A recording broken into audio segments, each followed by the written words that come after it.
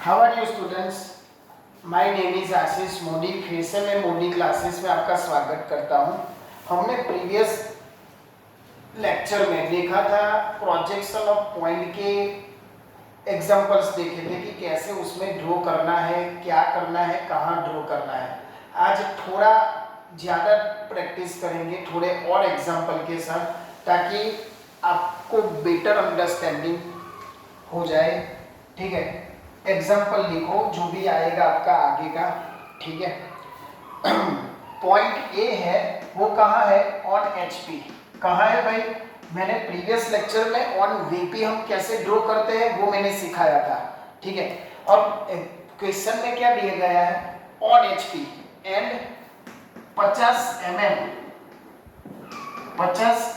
In front of VP, 50 mm in front of VP.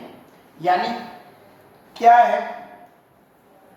On HP है, on in front of VP. मैं 2-3 minute दे रहा हूं आपको। ठीक है, आप उसमें क्या करो, मतलब अपने तरीके से उसको सॉल्व करने की कोशिश करो कि क्या। पहले तो क्या मैंने सिखाया था, क्वाड्रेंट कौन सा है, उसमें कैसे हम क्या करते हैं, मतलब क्वाड्रेंट के हिसाब से कहाँ हम प्रोजेक्शन लेते हैं। आप करो 2 मिनट। ठीक है, अपने खुद से ही ट्राई करो।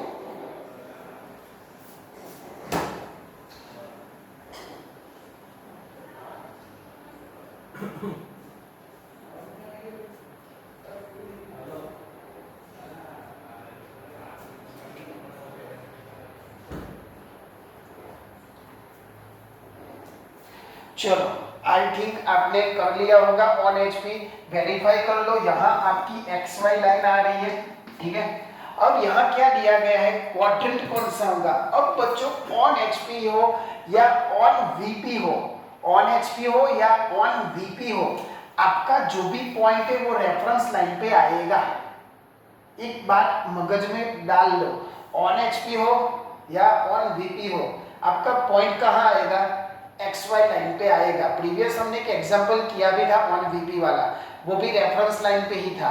ठीक है, अब 50 mm in front of VP.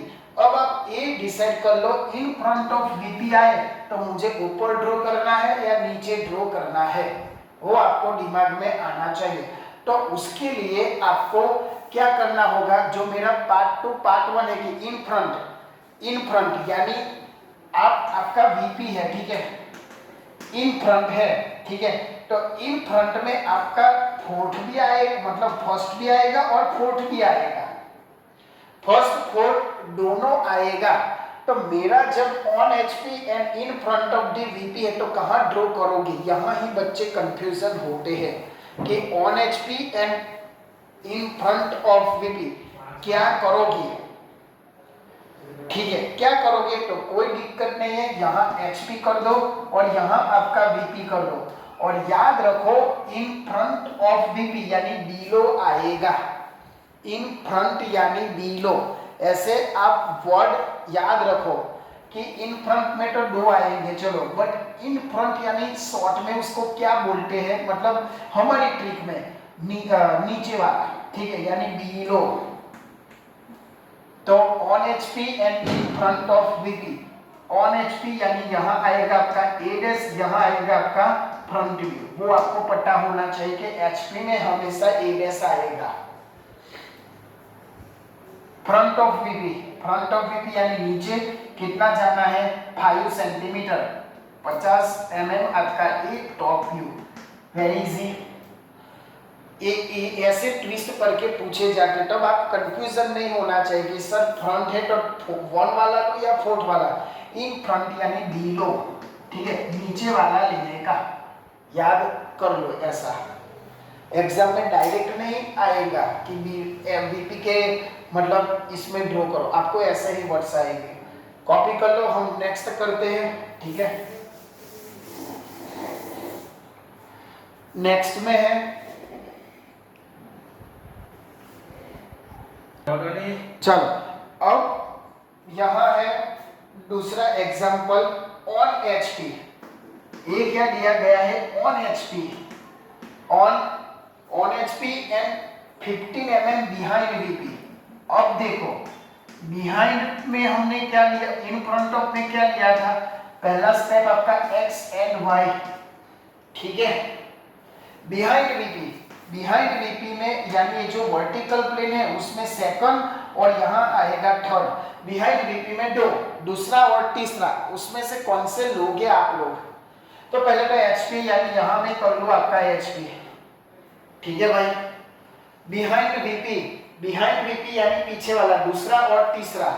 तो याद कर लो बिहाइंड यानी मुझे ऊपर वाला लेना है और इन फ्रंट यानी बिलो वाला। ये दो वर्ड्स ऐसे हैं ना कंफ्यूजन हो जाते हैं, ठीक है।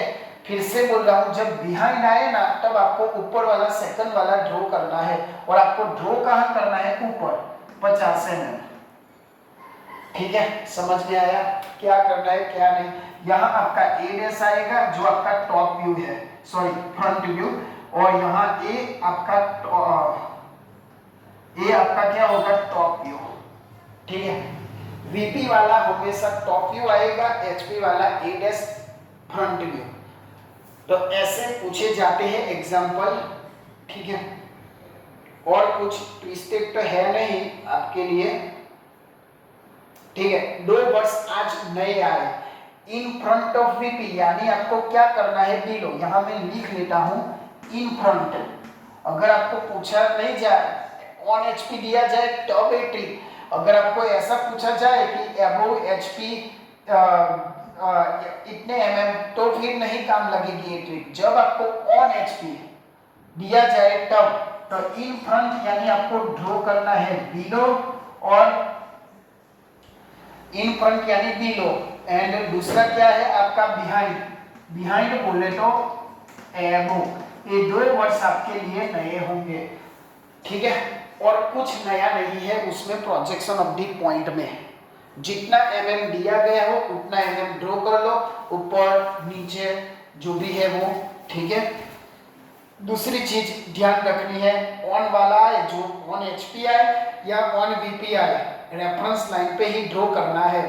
बट जब ऑन एचपी एंड वीपी के बारे में ऐसा लिखा हो तो आप कंफ्यूज होगी कि सर ए वाला लूंगा या ए वाला। तो आपको मैंने वो भी बता दिया कि जब बिहाइंड हो तब हमें कहाँ ड्रॉ करना है, ऊपर, और इन फ्रंट हो ऑन एचपी हो तभी आप कंफ्यूजन होगी कि सर अबव एचपी है और इन फ्रंट है, तो फर्स्ट और फोर्थ है, कौन सा लूंगा। तो इन फ्रंट यानी मुझे कहाँ ड्रॉ करना है, बिलो। तो ये जो ट्रिक थी ना आज, वो याद रखना।